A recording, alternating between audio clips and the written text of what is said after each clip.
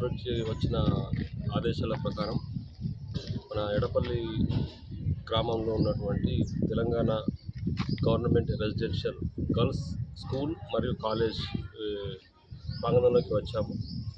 ఇక్కడ హాస్టల్లో ఎలాంటి సౌకర్యాలు కల్పిస్తున్నారు విద్యార్థులకు అని చెప్పేసి ఒక ఇన్స్పెక్షన్ లాగా పంపించారు.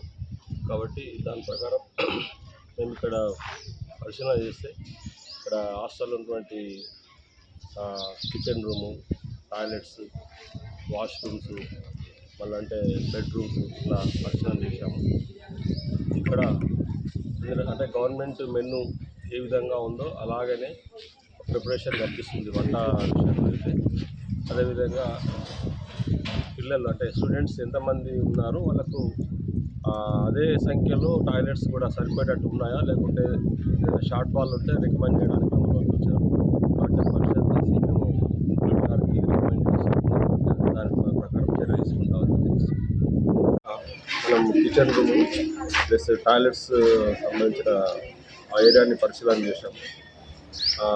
మెనూ ప్రకారం పరిశీలిస్తే ఈరోజున్న గవర్నమెంట్ మెనూ ప్రకారం ప్రిపరేషన్ జరిగింది.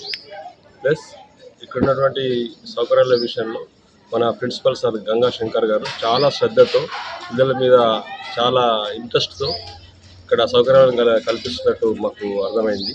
అదేవిధంగా వార్డెన్ మేడం కూడా చాలా ఇంట్రెస్ట్తో పిల్లల పట్ల ప్రేమతో ఇన్ని సౌకర్యాలు కల్పిస్తున్నట్టు మాకు అర్థమైంది. సో వాళ్ళందరికీ కూడా ఈ సందర్భంగా చాలా ధన్యవాదాలు.